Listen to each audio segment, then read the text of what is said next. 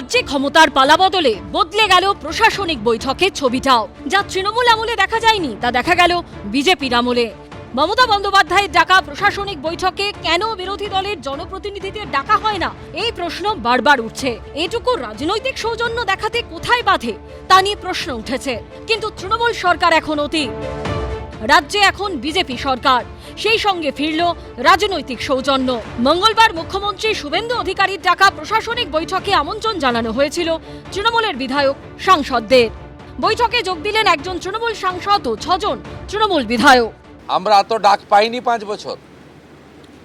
আমি প্রথম দিন থেকেই বলেছিলাম প্রশাসনিক মিটিংয়ে আমরা সব এমএলএদের ডাকবো আর বিশেষ বিশেষ এমপিদের ডাকবো। মঙ্গলবার কল্যাণীতে একসঙ্গে 3টি জেলার প্রশাসনিক বৈঠক করেন মুখ্যমন্ত্রী। বৈঠকে ডাকা হয়েছিল নদিয়া, হুগলি ও উত্তর 24 পরগনার 68 জন বিধায়ককে। আমন্ত্রিত ছিলেন তৃণমূলের 15 জন বিধায়ক। তাদের মধ্যে 6 জন বৈঠকে যোগ দিতে আসেন। মুখ্যমন্ত্রীর সঙ্গে একই মঞ্চে দেখা যায় বারাসাতের তৃণমূল সাংসদ কাকুলি ঘোষ দস্তিদারকে। প্রশাসনটা সবার, প্রশাসনিক বৈঠকে চিরকালই আমরা আসি। প্রশাসনটা সবার, প্রশাসনটা কোনো দলীয় কর্মসূচি নয়। কল্যাণীর বৈঠকে বারাসাতের তৃণমূল সাংসদ কাকুলি ঘোষ দস্তিদারের পাশাপাশি দেগঙ্গা তৃণমূল বিধায়ক আনিসুর রহমান, শরৎনগরের তৃণমূল বিধায়ক বীণা মণ্ডল, হারোয়ার তৃণমূল বিধায়ক আব্দুল মাতিন, বাদুড়িয়ার তৃণমূল বিধায়ক বুরহানুল মুকাদ্দিম, মিনাখার তৃণমূল বিধায়ক উষারানী মণ্ডল ও বসিরহাট দক্ষিণের তৃণমূল বিধায়ক সুরজিৎ মিত্র উপস্থিত ছিলেন। আমরা দেখতে পাচ্ছি অনেকদিন বাদে বিরোধীরা তারাও কিন্তু আজকে বৈঠকে আসছেন, মানে বিরোধী দলের বিধায়করা। এটাকে আপনি কিভাবে দেখছেন? না, এটা ভালোই আছে। এটা তো honourable chief minister policy decision আছে। যা গত 15 বছর দেখা যায়নি, এবার বিজেপি সরকারের শুরুতেই দেখা গেল রাজনৈতিক সৌজন্য। ডেভেলপমেন্টের কাজে শাসক এবং বিরোধী হাত ধরে চলা উচিত। কিন্তু আমাদের রাজ্যে যে সংস্কৃতিটা মমতা বন্দ্যোপাধ্যায় তৈরি করেছিলেন সেটা হলো কোনো বিরোধী এমএলএ বা এমপিকে তিনি তার প্রশাসনিক বৈঠকে ডাকতেন না। জেলার বৈঠকগুলো যখন আয়োজন করা হতো তখন বিরোধীদেরকে বাদ দিয়ে কেবল শাসক দলের কাউন্সিলর, এমএলএ, এমপিদের নিয়ে তিনি কার্যত একটা দলীয় সভায় পরিণত করতেন। মমতা বন্দ্যোপাধ্যায় প্রশাসনিক সভাকে দলীয় সভায় দিনের পর দিন কিন্তু পরিণত করেছিলেন। বারবার আমরা প্রশ্ন তুলেছিলাম যে কেন প্রশাসনিক সভায় বিরোধীরা ডাক পাবে না। গণতন্ত্রে তো এটাই নিয়ম যে নির্বাচন হয়ে যাওয়ার পর শাসক এবং বিরোধী হাতে হাত মিলিয়ে তারা উন্নয়নের কাজে ঝাঁপিয়ে পড়বে, যেটা আমরা দক্ষিণ ভারতবর্ষে দেখি। দেখুন, দক্ষিণ ভারতবর্ষের তামিলনাড়ু দেখুন, আপনি কেরালাতে দেখুন, আপনি অন্ধ্রপ্রদেশে যান, আপনি কর্ণাটকে যান, সেখানে কিন্তু একবার নির্বাচন হয়ে গেলে শাসক এবং বিরোধী হাতে হাত মিলিয়ে ডেভেলপমেন্টের কাজকে কিন্তু তারা এগিয়ে নিয়ে যান। মমতা বন্দ্যোপাধ্যায় দিনের পর দিন বিরোধীদেরকে ইগনোর করতেন। যে কোনো গুরুত্বপূর্ণ ঘটনা হলে যখন আমরা প্রশ্ন তুলতাম যে কেন তিনি সর্বদলীয় বৈঠক ডাকছেন না, মমতা বন্দ্যোপাধ্যায় সর্বদলীয় বৈঠক পর্যন্ত ডাকতেন না বেশিরভাগ ক্ষেত্রে। আর ডাকলেও সেটা তার শোতে পরিণত হতো।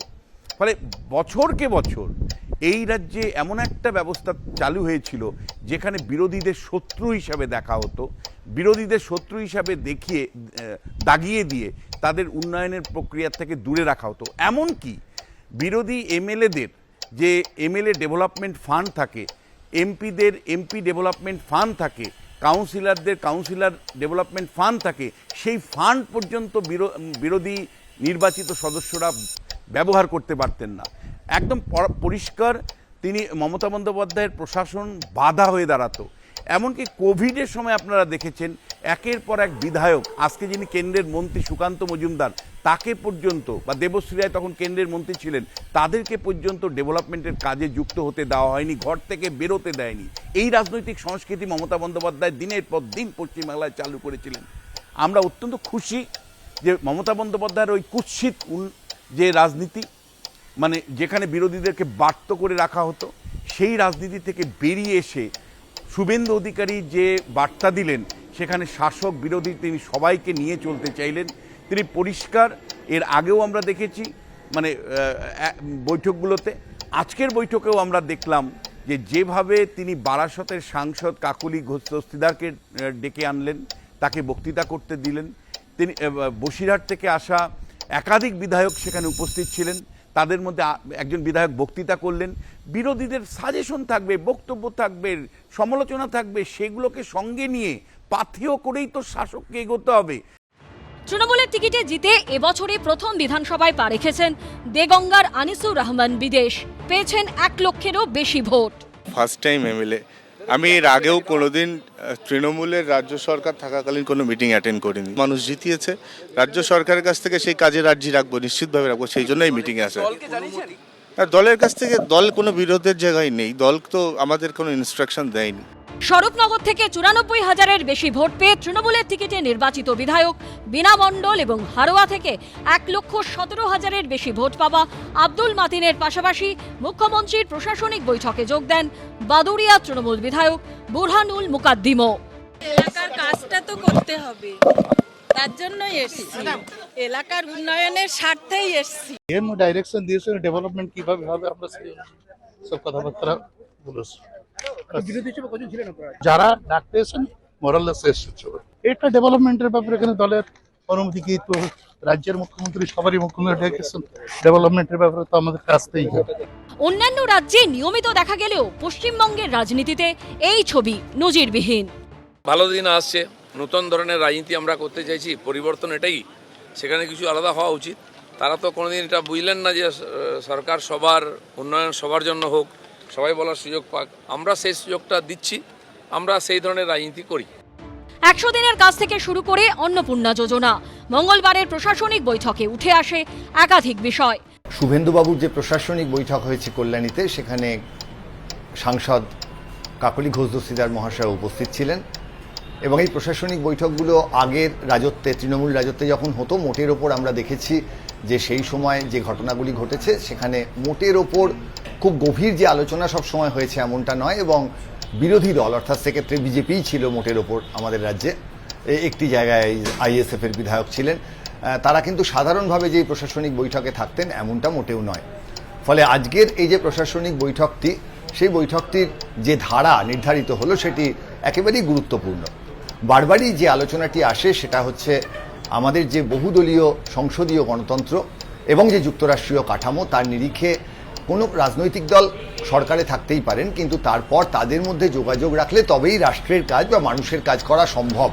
তৃণমূল আমলে বারবার করে আমরা দেখেছি যে তৃণমূল এবং বিজেপির দ্বন্দ্ব, এবং সেই দ্বন্দ্বে প্রশাসনিক বৈঠকগুলো মাঝে মাঝে মনে হতো এটা একেবারেই রাজনৈতিক দলের মিটিং। সেখান থেকে বেরিয়ে এসে শুভেন্দুবাবুর বৈঠকে কাকলি ঘোষ দস্তিদার মহাশয়া যাওয়া বা আরও অন্যান্য তৃণমূলের এমএলএরা যাওয়া, এবং একই উদাহরণ আসছে উত্তরবঙ্গে, যেখানে নিশীথবাবু আজকে সেখানে বৈঠক করেছেন এবং সেখানেও তৃণমূলের যারা বিধায়ক তারা গেছেন। এগুলি আমার মনে হয় যে সংসদীয় গণতন্ত্রের পক্ষে একটি শুভ লক্ষণ। সব রাজনৈতিক দল মিলে একসঙ্গে আলোচনা করবেন, মানুষের কাজ করবেন, এবং সেখানে রাজনৈতিক দলের চেয়ে রাষ্ট্র ব্যবস্থাটি গুরুত্বপূর্ণ হয়ে উঠবে। সুতরাং এই ধারাটি যদি হয়, এবং এখন তো যেভাবে ডবল ইঞ্জিন ডিফাইন করা হয় আর কি, এই মুহূর্তে তো কেন্দ্রের সরকার এবং রাজ্যের সরকার একই রাজনৈতিক দল বিজেপি দ্বারা পরিচালিত, ফলে সম্ভাবনা আছে পশ্চিমবঙ্গের ক্ষেত্রে কিছু কিছু কাজ তাড়াতাড়ি হওয়ার। এবং দীর্ঘদিন ধরে পশ্চিমবঙ্গের ক্ষেত্রে যে বঞ্চনার অভিযোগ, সেই অভিযোগ যদি যায় এবার, তাহলে খুব ভালো হয়। যদিও এটা মাথায় রাখতে হবে, 2004 সালে যখন ইউপিএ সরকার এসেছিল তখন কিন্তু সিপিআইএম বা বামপন্থীরা বাইরে থেকে সমর্থন করেছিল, এবং সেই সময়ও একটা কেন্দ্রের এবং রাজ্যের সরকারকে ঠিক ডবল ইঞ্জিন না বললেও 1.5খানা ইঞ্জিন অন্তত বলা যেতেই পারত। এর আরেকটি অংশ আছে, যেটা হচ্ছে তৃণমূল এবং বিজেপির মধ্যে যে পারস্পরিক যোগাযোগ। একদিকে দ্বন্দ্ব তো আছেই, দুটি রাজনৈতিক দল তারা তাদের মতো করে নির্বাচনে লড়াই করেছেন, কিন্তু যেটা বুঝতে হবে যে কাকলি ঘোষ দস্তিদার মহাশয় সম্পর্কে যে আলোচনা হচ্ছিল, যে তার সঙ্গে এই মুহূর্তে তৃণমূল নেত্রী মমতা বন্দ্যোপাধ্যায়ের যে সম্পর্ক, তাই নিয়ে যে কথোপকথন সমাজ মাধ্যমে উঠে আসছিল, তাতে মনে হতে পারেই যে তিনি এই মুহূর্তে তৃণমূলের সঙ্গে খুব একটা থাকতে চাইছেন না। সুতরাং প্রশাসনিক বৈঠকের যে ব্যাপ্তি, তার বাইরে গিয়ে, সেই পরিধির বাইরে গিয়ে যেটা বলা যেতে পারে, সেটা হচ্ছে এমন ঘটনাও কিন্তু ঘটতে পারে আবার কিছুদিন পর এই তৃণমূল থেকে বিজেপিতে যাওয়া। এখন খুব একটা বিজেপি থেকে তৃণমূলে যাওয়া বিষয়টি ঘটবে না বলেই আমার ধারণা, কিন্তু তৃণমূল থেকে বিজেপিতে যাওয়ার যে ঘটনাটি, সেই ঘটনাটি কিন্তু আবার ঘটতে পারে। এবং সেক্ষেত্রে যারা তৃণমূলের এমপি এমএলএরা এইখানে যাচ্ছেন, তারা কোনো বার্তা দিচ্ছেন কিনা বিজেপিকে, এবং বিজেপি এই মুহূর্তে বলার চেষ্টা করছে যে তারা যাকে তাকে নেবে না তৃণমূল থেকে। কিন্তু রাজনীতিতে আমাদের রাজ্যে যে ধারার সৃষ্টি তৃণমূল কংগ্রেস করেছে দল পরিবর্তনের, আমার মনে হয় সেখানে কিন্তু এই সম্ভাবনার কথা একেবারে উড়িয়ে দেওয়া যায় না। সুতরাং একদিকে এই আলোচনাটা প্রশাসন ভিত্তিক, অন্যদিকে কিন্তু রাজনৈতিক দলবদলের যে আভাস, সেই আভাসটিও একই সঙ্গে রয়ে গেল। মুখ্যমন্ত্রীর এই পদক্ষেপের ভূয়সী প্রশংসা করেন তৃণমূল বিধায়ক ঋতব্রত বন্দ্যোপাধ্যায়। সদর্থকভাবে দেখছি, খুব পজিটিভলি দেখছি। এই যোগদান অত্যন্ত জরুরি, কেননা সংসদীয় গণতন্ত্রে সরকার একটা প্রশাসনিক মিটিং ডেকেছে। আমরা সবাই মানুষের ভোটে নির্বাচিত, মানুষের কাছে দায়বদ্ধ। তো সরকারকে মাইনাস করে কোনো কাজ তো, এবং সরকারও যে এই উদ্যোগ নিয়েছেন, আমার সঙ্গে দিল্লিতে শুভেন্দু অধিকারীর যখন দেখা হয়েছিল, উনি আমাকে বলেছিলেন যে এই মিটিংগুলোতে আসার জন্য। তিনি নিজেও বুধবারের বৈঠকে উপস্থিত থাকবেন বলে জানিয়েছেন তৃণমূল বিধায়ক। স্বাভাবিকভাবে আমি যেমন আগামীকালই একটা প্রশাসনিক মিটিং নয়, কিন্তু Saratchandra medical college, government medical college আমার কেন্দ্রে, সেখানকার একটি মিটিং রয়েছে, সরকারি মিটিং, আমি সেই মিটিংয়ে যোগ দিতে যাব। প্রশাসনিক বৈঠকে উপস্থিত সব দলের প্রতিনিধি। এই ছবি কি নিয়মিত দেখা যাবে? দেখুন, আমরা নির্বাচনে প্রতিদ্বন্দ্বিতা করবার সময় মানুষের সামনে প্রতিশ্রুতি দিয়েছিলাম যে আমরা সার্বিক উন্নয়নের লক্ষ্যে কাজ করব, এবং প্রধানমন্ত্রীর বার্তা সবকা সাথ, সবকা বিকাশ, সবকা বিশ্বাস। তাহলে যদি উন্নয়ন করতে হয় এবং সেই উন্নয়নকে যদি সর্বব্যাপী এবং সর্বস্পর্শী করতে হয়, তাহলে সমস্ত নির্বাচিত জনপ্রতিনিধিদের রাখতে হবে, তাদের বাদ দিয়ে সার্বিক উন্নয়ন সম্ভব নয়। 80টার মধ্যে আসনে তৃণমূল কংগ্রেস জয়লাভ করেছে। এখন যদি উন্নয়ন করতে হয়, তাহলে কি এই 80টাকে বাইরে সরিয়ে রেখে উন্নয়ন করতে হবে? একটা ইনক্লুসিভ গ্রোথ যদি নিয়ে আসতে হয়, একটা সার্বিকভাবে যদি রাজ্যকে এগিয়ে নিয়ে যেতে হয়, তাহলে প্রত্যেক জনপ্রতিনিধির মতামতটা গ্রহণ করা অত্যন্ত গুরুত্বপূর্ণ। সে বিধায়ক হতে পারেন, সাংসদ হতে পারেন, ত্রিস্তর পঞ্চায়েত ব্যবস্থার মধ্যে কোনো প্রতিনিধি হতে পারেন। উন্নয়নের ক্ষেত্রে, সরকার পরিচালনার ক্ষেত্রে এখানে কোনো দলীয় দৃষ্টিভঙ্গি থাকা উচিত নয়। নির্বাচন যখন লড়াই করব, রাজনৈতিক যখন বিরোধিতা করব, সেই বিরোধিতা হবে ময়দানে, সেটা হবে ভোটে। কিন্তু সরকার পরিচালনার ক্ষেত্রে আমরা মনে করি যে সমস্ত বিরোধী শক্তিকে নিয়েও আমাদের আগামী দিনে এগিয়ে যেতে হবে। এবং আজকে যে বৈঠক হয়েছে, সেখানে বিরোধীদের উপস্থিতি, যা এখন পশ্চিমবঙ্গের মানুষ একটা নজিরবিহীন ঘটনা বলে মনে করছেন, যা নিয়ে সংবাদ মাধ্যম আলোচনা করছে, আসলে এটাই হওয়া উচিত, এটাই কাম্য। কারণ গত 50 বছর যাবৎ এই রাজ্যে যে সরকার চলেছে, সেই সরকারগুলো হয়েছে বাম সরকার, তৃণমূল সরকার, কেউই পশ্চিমবঙ্গ রাজ্য সরকার হয়ে উঠতে পারেনি। আমাদের কাছে সবচেয়ে বড় চ্যালেঞ্জ এটাই যে আমরা একটা পশ্চিমবঙ্গ রাজ্য সরকার তৈরি করব। শুভেন্দু অধিকারী রাজ্যের মুখ্যমন্ত্রী আছেন, বিরোধী দলনেতা ছিলেন। তিনি যখন মিটিং করতে যেতেন বা কোনো মিছিল করতে যেতেন, তার জন্য তাকে 104 বার হাইকোর্টের দরজায় পৌঁছতে হয়েছে। তা যারা এই ব্যবস্থা তৈরি করেছিলেন, যারা বিরোধী শূন্য করে দিতে চেয়েছিলেন, যারা বিরোধী কণ্ঠস্বরকে সম্পূর্ণ বাজেয়াপ্ত করেছিলেন, যারা গণতন্ত্রের প্রাথমিক শর্ত রাইট টু ডিসেন্ট, বিরোধিতার অধিকার, সরকারকে সমালোচনা করবার অধিকার যারা কেড়ে নিয়েছিলেন, তাদের তো মানুষ শুনে ফেলে দিয়েছে। তো প্রত্যেকটা নির্বাচন থেকেই রাজনৈতিক দলের শিক্ষা নেওয়া উচিত। সে জিতলেও নেওয়া উচিত, হারলেও নেওয়া উচিত। সেই শিক্ষা নিয়ে আমরা এটা করেছি, আর এটাই আমাদের লক্ষ্য। উন্নয়নের ক্ষেত্রে যে কোনো বিভাজনের রাজনীতি চলবে না, উন্নয়নকে কোনো দলের রঙে নাগিয়ে দিলে চলবে না। কারণ এই সরকারটা পশ্চিমবঙ্গ সরকার, রাজ্য সরকার, এটা পশ্চিমবঙ্গবাসীদের জন্য সরকার। সেখানে তৃণমূল আছে, বিজেপি আছে, সিপিআইএম আছে, আইএসএফ আছে, সবাই আছে। সবাইকে নিয়েই এই সরকার চলবে। এই সরকার যাতে সর্বব্যাপী হতে পারে, সর্বস্পর্শী হতে পারে, এবং উন্নয়নটা যাতে সার্বিক হতে পারে, সেই লক্ষ্যে সরকার কাজ করে চলেছে। আমার মনে হয় যারা আজকে মিটিংয়ে অংশগ্রহণ করেছিলেন বিরোধীদের পক্ষ থেকে, তাদেরও স্বাগত, তারা খুশি হয়েছেন। এই ছবি কি এই ইঙ্গিতই দিচ্ছে পশ্চিমবঙ্গের রাজনৈতিক সংস্কৃতি পাল্টাচ্ছে? এই সময় নির্বাচনোত্তর সন্ত্রাস নিয়ে বহু কর্মী তারা ঘর ছাড়া, আহত, মিথ্যা মামলা, কোর্ট, অ্যারেস্ট, জামিনের যুদ্ধ, একটা সমানে এই ধরনের জিনিস চলছে। মৃত্যু হয়েছে, পার্টি অফিস দখল হয়েছে, পুলিশ কথা শুনছে না এবং সহযোগিতা করছে না। ফলে এইরকম সময়ে এই বৈঠকগুলিতে যাওয়া উচিত হবে, নাকি সরকারকে বলা হবে আগে পরিস্থিতি স্বাভাবিক করো, পুলিশকে কড়া ইনস্ট্রাকশন দাও, ঘর ছাড়াদের ঘরে ফেরাও, কাজ ছাড়াদের কাজে ফেরাও, দোকান লুট হওয়াদের দোকানে বসতে দাও, এবং দখল করা পার্টি অফিস ফিরিয়ে দাও, তারপর আমরা সব ব্যাপারে আছি। এই বিষয়টা নিয়ে আলোচনা চলছে। কারণ যে ছেলেটি মন প্রাণ থেকে তৃণমূল করেছে, যে ছেলেটি তৃণমূলের কর্মী হিসেবে আহত বা গ্রেফতারির ভয়ে কোর্টের চারপাশে ঘুরে বেড়াচ্ছে আগাম জামিনের চিঠি নিয়ে, পুরনো মামলায় বেসলেস যাকে যোগ করা চেষ্টা হচ্ছে নতুন করে, সে যদি ঘর ছাড়া অবস্থায়, কাজ ছাড়া অবস্থায় টিভিতে দেখে যে আমি দলটা করে আমি ঘর ছাড়া, আর আমার দলের নেতারা এক মঞ্চে বসে কত সুন্দর সুন্দর গঠনমূলক কথা বলছেন, তাদের আবেগে লাগতে পারে। ফলে এই দুটো বিষয় নিয়ে দলে পরিষ্কার আলোচনা চলছে। মতামত আমরা নিশ্চয়ই পার্টিসিপেট করব, কিন্তু এখন এই সময়টা করব কিনা নাকি কদিন বাদে করব, এটা শোভনদেব চট্টোপাধ্যায় তিনি মমতা বন্দ্যোপাধ্যায়ের সঙ্গে আলোচনার পর দলের লাইন জানিয়ে দেবেন। এর মধ্যে যারা চলে গেছেন তাদেরও এটা নিজস্ব সিদ্ধান্তের বিষয় যে আমি নিশ্চয়ই যাচ্ছি, বাট আমার সেই কর্মীগুলির কথা একটু মনে রাখা যারা ঘরে নেই, দোকানে নেই, আক্রান্ত, সর্বশান্ত, তাদের নিশ্চিতভাবে সিদ্ধান্ত। আর একটু কোনো কমিউনিকেশন গ্যাপ হতে পারে, শোভনদা দু একজনকে কমিউনিকেট করার দায়িত্ব দিয়েছিলেন, কোথাও একটা সমস্যা হলেও হতে পারে, কিন্তু দলের লাইনটা কি হবে সেটা শোভনদেব বাবু মমতাদির সঙ্গে কথা বলে জানিয়ে দেবেন। আর এই যে 15 বছর ডাকা হয়নি বলা হচ্ছে, একদম ঠিক না, বিকৃত করা হচ্ছে। মমতা বন্দ্যোপাধ্যায় ডেকেছিলেন তখন তো ফিশ ফ্রাই বিতর্ক হয়ে গেল, যে মমতা বন্দ্যোপাধ্যায় এত আপ্যায়ন করলেন বিরোধীদের, কেন ফিশ ফ্রাই খাওয়ালেন আর এরা কেন ফিশ ফ্রাই খেলেন। অর্থাৎ মমতা বন্দ্যোপাধ্যায় কিন্তু সদিচ্ছা দেখিয়েছিলেন। তারপর যদি বিরোধীরা ব্যক্তি কুৎসা, বিশৃঙ্খলা, হট্টগোল, চিঠি পাঠালেও না আসা, এগুলোর দিকে চলে যান, সেক্ষেত্রে পরবর্তীকালে পরিস্থিতি জটিল হয়েছে। কিন্তু মমতা বন্দ্যোপাধ্যায় অত্যন্ত আন্তরিকতার সঙ্গে শুরু করেছিলেন বিরোধীদের ডাকতে, সেই ফিশ ফ্রাই বিতর্কের কথা মনে রাখবেন। ফলে আজ যারা বলছেন ডাকা হয়নি, সেটা কিন্তু সত্যের অপলাপ হচ্ছে। কল্যাণীতে মুখ্যমন্ত্রী শুভেন্দু অধিকারীর প্রশাসনিক বৈঠকে যখন উপস্থিত বিরোধী তৃণমূল সাংসদ ও বিধায়করা, তখন একই ছবি উত্তরবঙ্গের শিলিগুড়িতেও। উত্তরবঙ্গের বিধায়কদের নিয়ে বৈঠক করেন উত্তরবঙ্গ উন্নয়ন মন্ত্রী নিশীথ প্রামাণিক।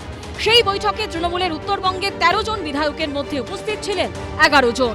তারা হলেন মালতীপুরের তৃণমূল বিধায়ক আব্দুর রহিম বক্সি, চাঁচলের তৃণমূল বিধায়ক প্রসূন বন্দ্যোপাধ্যায়, সুজাপুরের তৃণমূল বিধায়ক সাবিনা ইয়াসমিন, রতুয়ার তৃণমূল বিধায়ক সমর মুখোপাধ্যায়, মোথাবাড়ির তৃণমূল বিধায়ক মোহাম্মদ নজরুল ইসলাম, হরিশ্চন্দ্রপুরের তৃণমূল বিধায়ক মোহাম্মদ মাতিবুর রহমান, চোপড়ার তৃণমূল বিধায়ক হামিদুর রহমান, গোয়ালপুকুরের তৃণমূল বিধায়ক গোলাম রব্বানী, ইসলামপুরের তৃণমূল বিধায়ক কানাইয়ালাল আগরওয়াল, ইটাহারের তৃণমূল বিধায়ক মোশাররফ হোসেন, হরিরামপুরের তৃণমূল বিধায়ক বিপ্লব মিত্র। রাজনীতির ময়দানে রাজনীতি হয়, আর ডেভেলপমেন্ট ওয়ার্কের ক্ষেত্রে, প্রগতির ক্ষেত্রে, উন্নয়নের ক্ষেত্রে আমরা সবাইকে নিয়ে করতে চাই। আমাদের কাছে সবার কথার গুরুত্ব রয়েছে, মতামত দেওয়ার অধিকার রয়েছে। এখানে প্রত্যেক নির্বাচিত প্রতিনিধির অধিকার রয়েছে তাদের কথা বলবার, এবং আমরা যারা চেয়ারে রয়েছি আমরা তাদের কথা শুনবো। পাবলিকের স্বার্থে কাজ করতে হবে, এটাকে প্রায়োরিটি আমাদের, কারণ তার জন্যই পাবলিক আমাদের 3বার কাউকে 4বার ইলেক্টেড করে পাঠিয়েছে। সুতরাং আমরা দেখব পাবলিকের স্বার্থ, আমাদের এলাকার ইন্টারেস্ট মানুষের, আর স্বাভাবিকভাবে গোটা রাজ্যের, দেশের। সামনেই বর্ষাকাল, প্রায় প্রতি বছরই বর্ষায় বিধ্বস্ত হয় উত্তরবঙ্গের বিস্তীর্ণ এলাকা। তা নিয়ে এদিন প্রস্তুতি বৈঠক করেন উত্তরবঙ্গ উন্নয়ন মন্ত্রী। এটা প্রি মনসুন নিয়ে আলোচনা হলো, এবং মহানন্দা নদী থেকে আরম্ভ করে গঙ্গা নদী চারদিক দিয়ে কী করে করা হবে ইনিশিয়েটিভ নিয়েছে। আমরা রেজাল্ট দেখব না, এজ এন এমএলএ আমাদেরকে ডেকেছেন, যার জন্য আমরা এসেছি। আমরা একটা এক্সাম্পল দেওয়ার জন্য এসেছি, এক্সাম্পল ক্রিয়েট করার জন্য এসেছি। প্রথমবার আমাদেরকে ডাকা হয়েছে, আমরা মিটিং অ্যাটেন্ড করেছি। উত্তরবঙ্গ উন্নয়ন মন্ত্রীর বৈঠকে অনুপস্থিত ছিলেন চাকুলিয়া তৃণমূল বিধায়ক মিনহাজুল আরফিন আজাদ ও সিতাইয়ের তৃণমূল বিধায়ক সঙ্গীতা বাসুনিয়া। যে বিগত কয়েক বছরে যে বৈভব, যে অস্বচ্ছতা, যে দুর্বৃত্তায়ন ঘটেছিল, তাতে আমার কোনো সহমত ছিল না, এবং বিগত 5-7 বছরের এই বৈভব, এতে আমি অভ্যস্ত নই। হারের পর থেকেই এই সুর কাকলি ঘোষ দস্তিদারের। তৃণমূলের 4বারের সাংসদ, 4বারই উত্তর 24 পরগনার বারাসাত থেকে। মমতা বন্দ্যোপাধ্যায়ের দীর্ঘদিনের ছায়া সঙ্গী। বিপর্যয়ের পর তিনি যা বলছেন তা ইঙ্গিতপূর্ণ। প্রশ্ন উঠছে, কাকলি ঘোষ দস্তিদারের নিশানায় কে? কখনো সোশ্যাল মিডিয়ায় সরব হচ্ছেন, কখনো সাংবাদিক বৈঠকে। জেলা সভাপতির পদ ছেড়েছেন, সরাসরি নিশানা করছেন নেতৃত্বের একাংশকে, আক্রমণ করেছেন আইপ্যাককেও। আর মঙ্গলবার বারাসাতের এই তৃণমূল সাংসদকেই দেখা গেল মুখ্যমন্ত্রী শুভেন্দু অধিকারীর ডাকা প্রশাসনিক বৈঠকে। আজকে বক্তৃতা করলেন, কোঅপারেশন করলেন, যাওয়ার সময় হ্যান্ডশেক করলেন, বলে এই প্রথমবার একটা ভালো মিটিং হলো। আমি এর আগে অনেক মিটিংয়ে যোগদান করেছি, বলতেই দেয় না। প্রশাসনটা সবার, প্রশাসনিক বৈঠকে চিরকালই আমরা আসি। প্রশাসন সবার, প্রশাসনটা সবার, প্রশাসনটা কোনো দলীয় কর্মসূচি নয়। এদিন কল্যাণীর প্রশাসনিক বৈঠকে 6 জন তৃণমূল বিধায়কের পাশাপাশি একমাত্র তৃণমূল সাংসদ হিসেবে উপস্থিত ছিলেন কাকুলি ঘোষ দস্তিদার। মুখ্যমন্ত্রী পৌঁছানোর আগেই সেখানে তিনি চলে আসেন। প্রথমে তিনি মঞ্চের নিচে চেয়ারে বসেছিলেন, কিন্তু শুভেন্দু অধিকারীর নির্দেশে তাকে মঞ্চে ডেকে নেওয়া হয়। পরে তিনি বক্তব্যও রাখেন, তুলে ধরেন এলাকার সমস্যার কথা। আমাদের এলাকার ডেভেলপমেন্ট নিয়েই বলেছি। আমাকে ডাকা হয়েছে, ডিস্ট্রিক্ট ম্যাজিস্ট্রেট আমায় বলেছেন, আমি গিয়েছি। মুখ্যমন্ত্রী শুভেন্দু অধিকারীর এই প্রথম আপনি মুখোমুখি হলেন এবং আপনি দীর্ঘদিন রাজনীতির আগিনায় আছেন।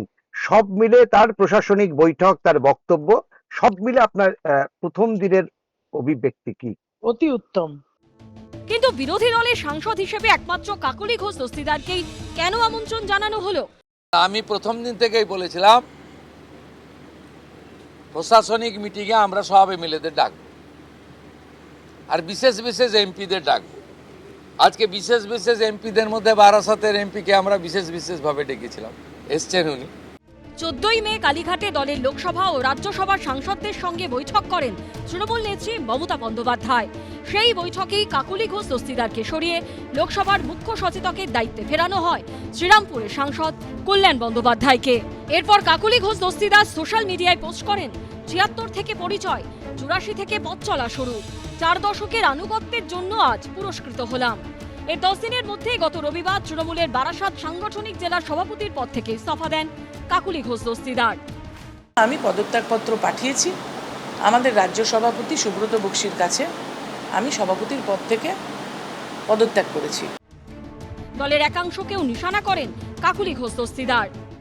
এই অস্বচ্ছতার বিরুদ্ধে এবং এই বৈভবের বিরুদ্ধে এবং এই যে প্রাতিষ্ঠানিক দুর্নীতির বিরুদ্ধে সর্বস্তরে নিশ্চয়ই কিছু বলার প্রয়োজন আছে। কর্মীদের মধ্যে ছিল, নেতাদের মধ্যে ছিল। আমি তো কারোর নাম করে বলতে চাইছি না। আমি বলছি যে যে ধরনের একটা ভাব এসে গেছিল যে দল ক্ষমতায় আছে মানে আমি যা খুশি করতে পারি, কিন্তু গণতন্ত্রে যা খুশি করতে পারেন না। সংবিধান আছে, সংবিধান মেনে চলতে হবে, মানুষ সেটাই বুঝিয়ে দিয়েছে। বৈভব বলতে গিয়ে কাকে নিশানা করলেন কাকুলি ঘোষ দস্তিদার? দলের কোনো শীর্ষ হেভিওয়েট নেতাকে? আমি কথা বলিনি, কেননা কথা বলাটা খুব মুশকিল হয়ে পড়ে, ফোনে টোনে পাওয়া যায় না। উনি তো ব্যস্ত থাকেন, খুবই ব্যস্ত থাকেন, সেই জন্য ওনাকে 10 বছর থেকে আর ফোনে কথা বলা যায় না।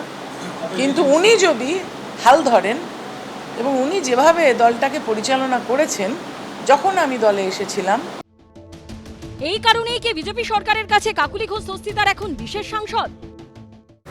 বিশেষ সাংসদ বিরোধীদের তাদেরকে আপনি ডাকবেন, এই বিশেষের টাইপ যদি বলেন যে কি মানে যারা অনেকদিন পরে সত্য কথা বলছে তারাই বিশেষ সাংসদ। যারা বলছেন যে আপনারা আমাদের স্বাধীনতা পাইয়ে দিয়েছেন, যারা বলছেন যে এর কোনো ভবিষ্যৎ নেই। 1976 সালে যোগমায়া দেবী কলেজে তখন কংগ্রেসের ছাত্র সংগঠন ছাত্র পরিষদের নেত্রী মমতা বন্দ্যোপাধ্যায়। 1979 সাল থেকে কলকাতা মেডিকেল কলেজে ছাত্র পরিষদ করেছেন কাকুলি ঘোষ দস্তিদার। ছাত্র রাজনীতির সময়কাল থেকেই মমতা বন্দ্যোপাধ্যায়ের সঙ্গে তার আলাপ। দিনে দিনে যে সম্পর্ক ক্রমেই জোরদার হয়। 1984 সালে যাদবপুরে সিপিএমের সোমনাথ চট্টোপাধ্যায়কে হারিয়ে লোকসভায় যান মমতা বন্দ্যোপাধ্যায়। তখন থেকে কার্যত মমতা বন্দ্যোপাধ্যায়ের অন্যতম ছায়াসঙ্গী কাকুলি। এই সম্পর্ক আরও জোরালো হয় যখন 1996 সালে যাদবপুর বিধানসভা কেন্দ্রে বুদ্ধদেব ভট্টাচার্যর বিরুদ্ধে কাকুলি ঘোষ দস্তিদারকে কংগ্রেসের টিকিটে প্রার্থী করতে গুরুত্বপূর্ণ ভূমিকা পালন করেছিলেন মমতা বন্দ্যোপাধ্যায়। 1998 সালে তৈরি হয় তৃণমূল। ওই বছরেই ডায়মন্ড হারবার লোকসভা কেন্দ্রে তৃণমূলের হয়ে দাঁড়ান কাকুলি ঘোষ দস্তিদার। পরের বছর হাওড়া লোকসভা কেন্দ্রে লড়েন তিনি। 2001 সালে বালিগঞ্জ বিধানসভা কেন্দ্রে তৃণমূলের টিকিটে লড়েন কাকুলি ঘোষ দস্তিদার। 2005 সালের পুরভোটে কলকাতার 88 নম্বর ওয়ার্ডে কংগ্রেস প্রার্থী মালা রায়ের বিরুদ্ধে লড়েছিলেন তৃণমূলের কাকুলি। আর 2009 থেকে টানা 4 বার বারাসাত লোকসভা কেন্দ্র থেকে জিতেছেন তিনি। অর্থাৎ 1984 থেকে 2026 আক্ষরিক অর্থেই 4 দশক ধরে মমতা বন্দ্যোপাধ্যায়ের সঙ্গে রয়েছেন তিনি। কয়েকদিন আগে দেখা গেল যে আপনাকে অন্ধকারে দেখে আপনার লোকসভার পদ থেকে আপনাকে সরিয়ে দেওয়া হলো, এটা কতটা আপনার কাছে? ওনারা মনে করেছেন যে আমায় সরালে আরও কাজ ভালো হবে, ওনারা মনে করেছেন সংসদীয় কাজ হয়তো আমি পারছি না, সেটা তো তাদের ব্যাপার। কি পরিণতি? কোনো পরিণতি তো না, ঠিকই তো আছে, এরকমই তো হয়, কোনো কিছু কি স্ট্যাটিক থাকে? ওঠে নামে পরে আবার ওঠে। এই প্রেক্ষাপটে তৃণমূল সাংসদ কাকলি ঘোষ দস্তিদার আচমকা কেন্দ্রীয় বাহিনীর ওয়াই ক্যাটাগরির নিরাপত্তা পেতে শুরু করেছেন, জানিয়ে নতুন জল্পনা শুরু হয়ে গেছে। তারা বললেন যে আপনার উপরে একটা হামলার আমাদের কাছে রিপোর্ট আছে, সুতরাং আপনি রাজি হয়ে যান, আমরা আপনার নিরাপত্তার ব্যবস্থা করব, সুনিশ্চিত করব। আমার এখানে 4-5 জন ছিলেন, 3 জনকে সরিয়ে নেওয়া হয়েছে। আমি এসপিকে ফোন করেছিলাম এবং উনি বলেছেন হ্যাঁ আপনার একটা রিস্ক আছে। রাজনৈতিক মহলে একটা চর্চা যে আপনি বিজেপি দলে যোগ দেওয়ার একটা সম্ভাবনা এবং সেখানে কোনো মিনিস্ট্রির দায়িত্ব পেতে পারে। এখন নির্বাচনও শেষ হয়ে গেছে, সরকারও গঠন করা হয়ে গেছে, তাই আলোচ্য বিষয় তো কিছু লাগবে, সেই জন্য আলোচনা হচ্ছে। এই ছবি এ রাজ্যে ভাবাটাই কঠিন, কিন্তু অবশেষে তা বাস্তব হলো। প্রশাসনিক বৈঠকে এক মঞ্চে উপস্থিত মুখ্যমন্ত্রী ও বিরোধী দলের সাংসদ, সামনে বিরোধী দলের একাধিক বিধায়কও, যা গত 15 বছরে দেখা যায়নি, এই আমলে তা দেখা গেল। একই মঞ্চে মুখ্যমন্ত্রী শুভেন্দু অধিকারী ও তৃণমূল সাংসদ কাকলি ঘোষ দস্তিদার, যিনি সম্প্রতি দলের অন্দরে নানা ত্রুটি বিচ্যুতি নিয়ে সরব হয়েছেন। আর শুধু তিনিই নয়, এবার তৃণমূলের রাজ্যসভার সাংসদ সুখেন্দু শেখর রায়ও ইঙ্গিতপূর্ণ মন্তব্য করলেন। বারাসাতের তৃণমূল সাংসদ যেদিন মুখ্যমন্ত্রী শুভেন্দু অধিকারীর প্রশাসনিক বৈঠকে যোগ দিলেন, সেদিনই এক্স হ্যান্ডেলে তাৎপর্যপূর্ণ মন্তব্য করলেন সুখেন্দু শেখর রায়। তিনি লিখলেন, 44 খ্রিস্টপূর্বাব্দে আইটস অব মার্চে রোমান সম্রাট জুলিয়াস সিজারকে সিনেটের মধ্যেই ছুরি মেরে হত্যা করা হয়েছিল। রোমান ক্যালেন্ডার অনুযায়ী আইটস বলতে সাধারণত মার্চ, মে, জুলাই এবং অক্টোবর মাসের 15 তারিখকে বোঝানো হয়, কিন্তু আইটস অফ মের আগেই পশ্চিমবঙ্গের মানুষ এক অসহনীয় নৈরাজ্যকর পরিস্থিতির অবসান ঘটিয়েছে। প্রসঙ্গত, এই আইটস অফ মে অথবা 15ই মের 11 দিন আগে 4 তারিখ পশ্চিমবঙ্গের বিধানসভা ভোটের ফল প্রকাশিত হয়। জনতার রায় 15 বছরের তৃণমূল শাসনের অবসান ঘটিয়ে প্রথমবারের জন্য রাজ্যের ক্ষমতায় এসেছে বিজেপি।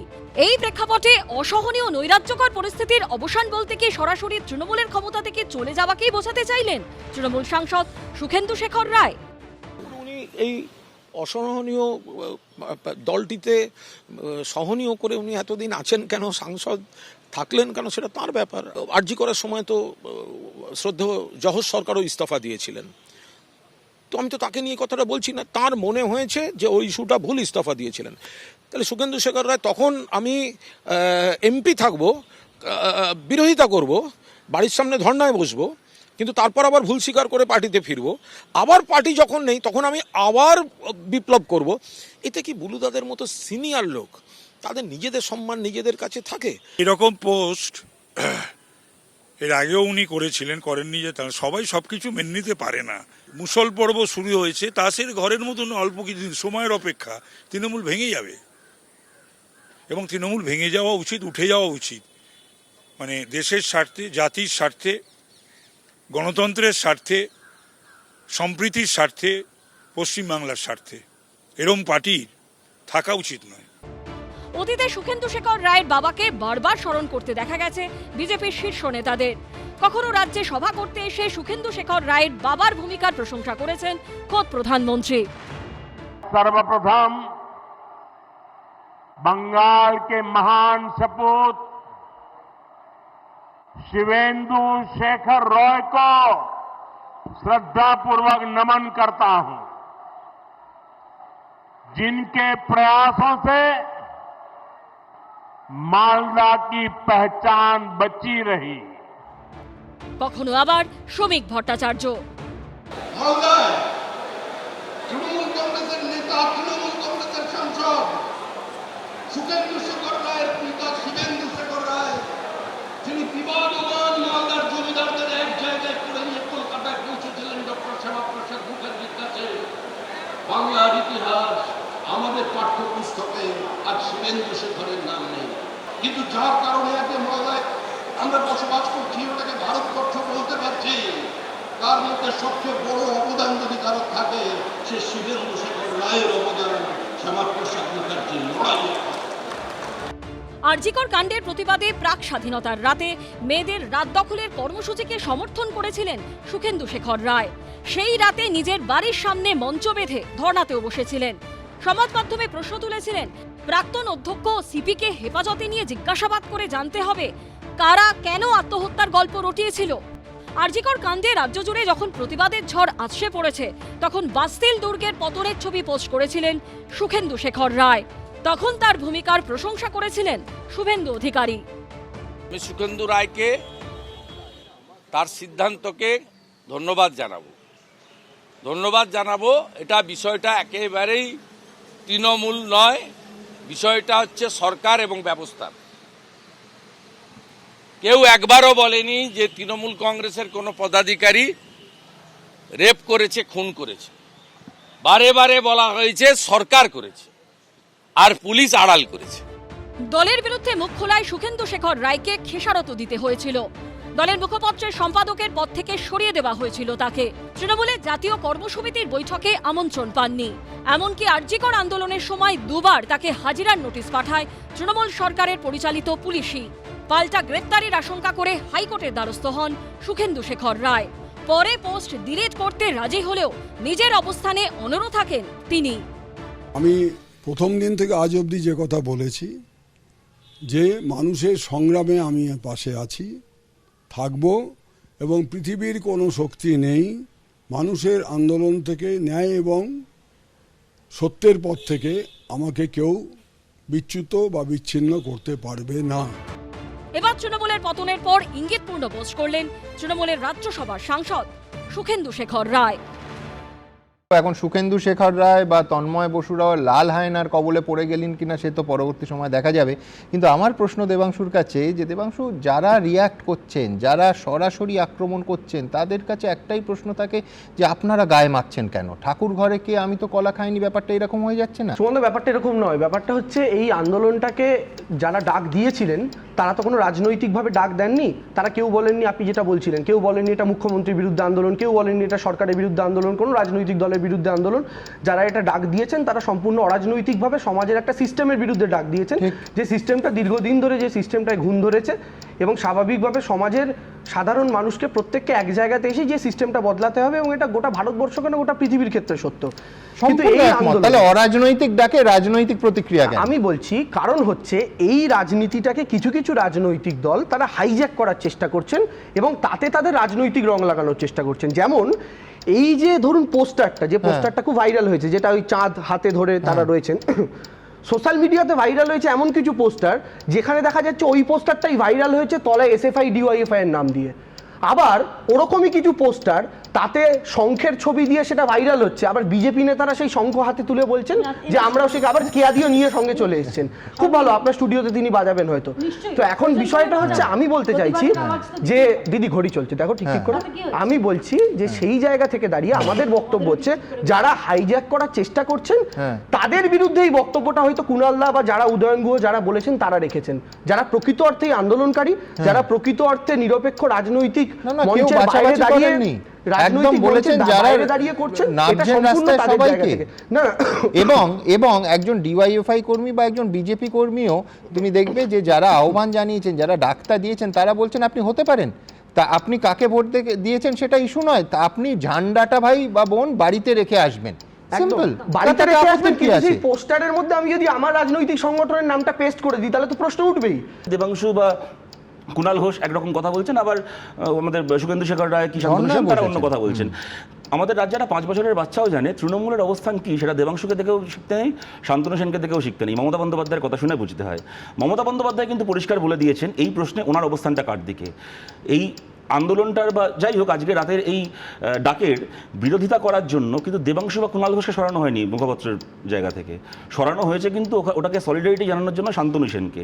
এখন দেবাংশু যদি বলে যে না আমি শুনিনি, শান্তনু সেনের নাম বলেনি, তাহলে ধরে নিতে হবে দেবাংশুকে সরিয়ে দিয়েছেন, তাহলে ওকে তো এই চেয়ারে বসে ওর সাথে কথা বলারই কোনো মানে হয় না, ও এখন তৃণমূলের মুখপত্র নয়। কিন্তু আমরা সবাই জানি মমতা বন্দ্যোপাধ্যায়ের অবস্থানটা এক্ষেত্রে পরিষ্কার কি। আমি আর দুটো কথা বলছি। অনিতা দেওয়ানের কথা আজকে দেখলাম, অনিতা দেওয়ানের কথা মমতা বন্দ্যোপাধ্যায় বলেছেন, কুণাল ঘোষের গলায় প্ল্যাকার্ড ঝুলিয়ে বলছে। অনিতা দেওয়ানের যারা ধর্ষণ করেছিল আজকে টিল ডেট প্রত্যেকে জেল খাটছে, প্রত্যেকে। এবার এরা বলুক সুমনদা, কামদুনিতে যে ধর্ষণটা করেছিল মূল অভিযুক্ত প্রমাণের অভাবে কেন ছাড়া পেয়ে গেল, কেন তার ভাই এইবারও পঞ্চায়েতের তৃণমূলের মেম্বার হলো। এবং আমি তোমাকে একটা কথা বলি সুমনদা, দেখো আমি সৈনিকদের কথা শুনেছি, কিছু মনে করবেন না, যেভাবেই রাস্তায় নামুন না কেন আমরা প্রত্যেকের রাস্তায় নামাকে স্বাগত জানাচ্ছি, কিন্তু একটা সাধারণ কথা বুঝি, দেখো কোনো ধর্ষকের বিরুদ্ধে, কোনো খুনের বিরুদ্ধে, কোনো চোরের বিরুদ্ধে আলাদা করে আন্দোলন করার কোনো মানে হয় না। কোনো ধর্ষক কোনো আন্দোলনের ঠেকা দিয়ে বসে নেই, ও বাবা এর আন্দোলন করছে, ছিছি আমার খুব লজ্জা লাগছে। প্রশ্ন করতে হয় সিস্টেমকে। একদিকে তৃণমূলের পতনের পর দলের মধ্যেই তোলপাড়, বিদ্রোহের সুর, আর অন্যদিকে অনুপ্রবেশকারী হঠাতে নতুন সরকারের কড়া পদক্ষেপের মধ্যে সীমান্তে এই ছবি। যেতে তো হবে, কি করবো, থাকা যাবে না দেশে। আর রেশন কার্ড ছিল না, আধার কার্ডটা করতে পেরেছি, শুধু আধার কার্ডটা আজ করে না। এসআইআর এর আগে দেখা গেছিল যে ছবি, এবার অনুপ্রবেশকারীদের হঠাতে সরকারের তৎপরতার মধ্যেই উত্তর 24 পরগনার হাকিমপুর চেকপোস্টে দেখা গেল সেই একই ছবি, এদেশ ছেড়ে ওদেশে ফেরার তৎপরতা। এসআইআর পর্বের ছবি ফিরল স্বরূপনগরের হাকিমপুর সীমান্তে। ঠিক এসআইআর পর্বের সময় যেমন আমরা দেখতে পেয়েছিলাম যে বসিরহাটের স্বরূপনগরের হাকিমপুর সীমান্তে বাংলাদেশে ফিরে যাওয়ার হিড়িক, যারা এদেশ থেকে ওদেশে এসেছিল এবং তারা যখন বাংলাদেশ থেকে চোরা পথে এদেশে এসে বসবাস করছিল রাজ্যের বিভিন্ন প্রান্তে এবং কি দেশের বিভিন্ন প্রান্তে, তাদের কাছে ভারতীয় নথি না থাকার জন্য তারা বাংলাদেশে ফিরে গেছেন। ঠিক এখনই রাজ্যে বিজেপি সরকার প্রতিষ্ঠিত হয়েছে এবং সরকারের তরফ থেকে স্পষ্ট বলে দেওয়া হয়েছে যারা অনুপ্রবেশকারী তাদের এ রাজ্যে কোনো স্থান নেই। আর সেই কারণেই তারা এই মুহূর্তে দেখতে পাচ্ছি যে হাকিমপুর সীমান্তে জড়ো হয়েছেন এবং ওপারে বাংলাদেশের সাতক্ষীরা জেলার মাধ্যমে তারা বাংলাদেশে ফিরে যাবে। 1 বছর হয়ে গেছে ঘুরে যাচ্ছে, ওই সরকার একটি দেশের মানুষ দেশে চলে যায়। একদিকে সীমান্তে কাঁটাতার বসাতে বিএসএফকে জমি হস্তান্তর শুরু হয়ে গেছে, অন্যদিকে অনুপ্রবেশকারীদের জন্য জেলায় জেলায় হোল্ডিং সেন্টার খোলা হচ্ছে। এই পরিস্থিতিতে অবৈধভাবে ভারতে ঢুকে পড়া বাংলাদেশিদের মধ্যে এবার ফেরার তারা। সোমবারের পর মঙ্গলবারও উত্তর 24 পরগনার হাকিমপুর চেকপোস্টে দেখা গেল এই ছবি। সাতক্ষীরার থেকে পার হলাম নিচে দিয়ে, হারিয়ে আনলাম, 1 বছরের মতন ছিলাম, এখন চলে যাচ্ছে। কেউ দালাল ধরে, কেউ বা কাঁটাতার পেরিয়ে ঢুকে পড়েছিলেন, তারপর 1 বছর, কেউ 7 বছর, কেউ বা 1 যুগ ধরে থাকছেন এ রাজ্যে। যেমন খুলনার বাসিন্দা ওবায়দুল, বছর 2 আগে সীমান্ত পেরিয়ে এসেছিলেন। এখানে এসেছিলেন তখন পাসপোর্ট ছিল না, পাসপোর্টের মাধ্যমে আসেননি, বাড়ি ফিরছেন কেন? চলে যাচ্ছে, এখন সরকার থাকতে দিচ্ছে না তাই। খুলনার মোহাম্মদ রাজ্জাক প্রায় 8 বছর ধরে থাকতেন উত্তর 24 পরগনার শাসনে। কত বছর আগে এসেছিলেন? 7-8 বছর আগে এমনি চলে এসেছিলাম। পাসপোর্ট ছিল না গো বাবা, বিএসএফ আটকায়নি? তখন চুরি করে পার হইলাম, এদিক সেদিক করে। 14 পুরুষের বাস পদ্মাপাড়ে, তারাই বেআইনিভাবে ভারতে ঢুকে আধার কার্ড তৈরি করে ফেলেছিলেন। এসেছিলেন 10-15 বছর। 15 বছর আগে এসেছিলেন। ওই কাগজ করতাম, রিক্সা চালাতাম, তা পুলিশে ধরত, তা একজন বলে কি পুলিশের একটা অফিসারে কোনো ডকুমেন্ট নেই, তুই এখানে থাকতে যেটা একটা ডকুমেন্ট করিল, বুঝলে, তাই 190 তাই করিলাম। আমি কোনোদিন ভোট দিইনি। আসছিলাম ওই ধামাখালি দিয়ে, নদী পথে। নদী পথে। কত টাকা লেগেছিল? 2000। 2000। কত বছর আগে? 9 মাস আগে। কোথায় থাকতেন? New town. বাংলাদেশ থেকে এসে ছড়িয়ে পড়েছিলেন দমদম, রাজারহাট, হাওড়া, 2 24 পরগনা সহ রাজ্যের বিভিন্ন প্রান্তে। 8-9 মাস হবে। কিভাবে এসেছিলেন? ও জুলুঙ্গি পাঠা দিয়ে দালাল ধরে আসছিলেন। কত টাকা লেগেছে? 5000। তারপর দালালের লোক ঠিক করে দিয়েছে, চলে গেছি কেরালা। কোথায় থাকতেন? কেরালা। বাংলাদেশে কোথায়? সাতক্ষীরা। সাতক্ষীরা। এখানে কত বছর? এই 4-5 বছর। 4-5 বছর। কিভাবে এসেছিলেন? ওই খাল সাঁতার করে এসেছি।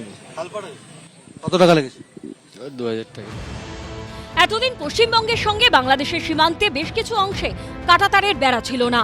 ক্ষমতায় এসেই বিএসএফকে জমি হস্তান্তর শুরু করেছে রাজ্যের বিজেপি সরকার। এবার কি অনুপ্রবেশ সমস্যা পুরোপুরি মিটবে? আমরা এই রিসেন্টলি দেখছি যে যারা বাংলাদেশের দিকে যাওয়ার জন্য তৈরি হয়ে বসে আছেন, সেটা স্বরূপনগর হোক কিংবা ওই এরিয়াটায় যে কোনো জায়গায় হোক না কেন, তারা তৈরি রয়েছে বাংলাদেশে যাওয়ার জন্যে। এই জায়গাটা আমি বলবো যদি সত্যিই তারা বাংলাদেশে যেতে চায় এবং তারা জেনুইন বাংলাদেশি, তাদের কিন্তু ছেড়ে দেওয়া দরকার। কেন এখন শুধু শুধু আমরা আমাদের দেশে ভেবে বেড়াবো? কারণ অলরেডি অনেক কিছু হয়ে গেছে। এখন আমাদের যেটা গঠনমূলক কাজ করা দরকার, সেইখানে যদি আমাদের আবার এনার্জি কিংবা রিসোর্সেস সেই জায়গায় যদি অন্য কোনো জায়গায় শিফট করতে হয়, তাহলে কিন্তু যে উদ্যমটা কিংবা যে মুডটা তৈরি হয়েছে সেই জায়গাটায় কিন্তু কিছুটা আমাদের বাধা পড়বে। বাংলাদেশের যশোরের বাসিন্দা মোহাম্মদ ফিরোজ 4 বছর আগে ধামাখালি হয়ে পশ্চিমবঙ্গে ঢোকেন, থাকতেন মেটিয়া বুরুজে। কিভাবে এসেছিলেন? ওই বর্ডারের মাধ্যমে, লোকের মাধ্যমে লোক আসছিল ওই সাথে ধামাখালি দিয়ে। এই যে এই জায়গায় এনআরসি শুরু হয়েছে, আমাদের তো কিছু নেই, আমাদের কোনো সবুত নেই, আমাদের কোনো আর বেআইনি ভাবে। গত 1.5 বছর ধরে দক্ষিণ 24 পরগনার ফলতায় থাকতেন বাংলাদেশের হোসেন আলী বিশ্বাস। রাজ্যে হোল্ডিং সেন্টার তৈরির ঘোষণা হতেই দেশে ফিরছেন তিনি। অবৈধভাবে থাকতেন? হ্যাঁ। খোদ প্রধানমন্ত্রী থেকে শুরু করে স্বরাষ্ট্রমন্ত্রী অমিত শাহ, শুভেন্দু অধিকারী ডিটেক্ট, ডিলিট, ডিপোর্টের হুঁশিয়ারি দিয়ে রেখেছিলেন আগেই। রাজ্যে বিজেপি ক্ষমতায় আসতে শুরু হয়েছে অ্যাকশন। নতুন সরকার এসছে, তার মধ্যে অনেক রকম পদক্ষেপ আমরা দেখতে পাচ্ছি। কেউ আনন্দ পাচ্ছে কিছু চোর ডাকাত ধরা পড়ছে, কেউ আনন্দ পাচ্ছে কিছু হকার উচ্ছেদ হচ্ছে। আমার মতো লোক যারা রাষ্ট্রীয় সুরক্ষা নিয়ে চিন্তাভাবনা করে, তাদের জন্য সবথেকে আনন্দের বিষয় হচ্ছে, এক, বাংলাদেশের সঙ্গে আমাদের যে বর্ডার ফেন্সিংয়ের জমি ছিল সেটা অতি দ্রুত সমাধান হচ্ছে। দ্বিতীয়, বাংলাদেশের অবৈধ অনুপ্রবেশকারী যারা কাগজ এখানে এসে বানিয়েছে বা যাদের কোনো কাগজ নেই, তারা বাংলাদেশ হতে পারে বা রোহিঙ্গাও হতে পারে, তাদেরকে এখান থেকে সত্বর এই দেশ ছাড়া করবার একটা যে প্রয়াস দেখতে পাচ্ছি, আমার মতে সেটা অতি ভালো প্রয়াস। এবং সমস্যাটা কিন্তু অনেক গভীর, সমস্যাটা একটা এর শিকড় কিন্তু অনেক নিচে অবধি আছে। এতে অর্থনীতি জুড়ে আছে, এতে রাজনীতি জুড়ে আছে এবং আন্তর্জাতিক কিছু দেশও আছে, তার মধ্যে পাকিস্তান, চায়না, কিছুটা হলেও আমেরিকা, যাদের সাথে ভারতের একটা টানাপোড়েনের সম্পর্ক এবং তারা চায় এই অঞ্চলটা তাদের কাছে একটা সেফ হেভেন ছিল, যেখান দিয়ে তারা তাদের দেশের পলিসিগুলোকে অনেকটা করতে পারত, যেহেতু একটা সরকারের সাথে অন্য আরেকটা সরকারের একটা দোটানা ছিল। এইবার এখানে কি হলো আমাদের, আপনি যদি দেখেন আসাম আর পশ্চিমবঙ্গ, মেঘালয়, মিজোরাম, এদিকে নেপালের বর্ডারে আপনি দেখেন আবার ওয়েস্ট বেঙ্গল, ইউপি আর উত্তরাখণ্ড, এই পুরো লম্বা একটা যে বর্ডারের লাইন, এটা একটা ছাতার তলায় চলে এলো। তারা একসাথে রাষ্ট্রীয় সুরক্ষা পন্থাটাকে চেষ্টা করবে যতটা পারে সম্ভব সমঝে চলবার বা সাপোর্ট দেওয়ার। এখানে একটা অন্য ব্যাপার হচ্ছিল, এইটা একটা ডিস্ট্রিবিউশন পয়েন্ট হয়ে যাচ্ছিল, যে বাংলাদেশে লোকেরা এখানে আসছিল হয়তো রুজি রোজগারের জন্য আসছিল, কিন্তু তারা এখানে অবৈধভাবে ঢুকছিল। তারপরে এখান থেকে কাগজ বানিয়ে কেউ ব্যাঙ্গালোরের হোটেলে চাকরি নিচ্ছিল, কেউ গোয়াতে গিয়ে চাকরি নিচ্ছিল, কেউ দুবাইতে গিয়ে চাকরি নিচ্ছিল। লোকে পাসপোর্ট বানিয়েছে কোনো বিনা ডকুমেন্টে এসে, আধার কার্ড, এরকম বহু কেস আছে। এবং আমরা ওপেনলি শুনেছি রাজনৈতিক নেতারা বলছে যাদের ডকুমেন্ট বানাতে অসুবিধা আছে তারা আমার কাছে আসতে পারেন। তো এখন এদেরকে ডিপোর্ট করবার একটা প্রয়াস করা হচ্ছে, একটা অভিযান চালানো হচ্ছে, অত্যন্ত সাধুবাদ জানাই। এবং আমি আশা করি ভবিষ্যতে এনআরসিও হবে। এবং এরা তো আমাদের দেশে পরজীবীর মতো থাকছে এবং আমাদের দেশের ধর্ম নির্বিশেষে সবার খাবারে ভাগ বসাচ্ছে, সবার হাওয়া বাতাস সুযোগ সুবিধাতে ভাগ বসাচ্ছে, এবং এটা কোনো দেশ তো এটা পারমিশন দিতে পারে না।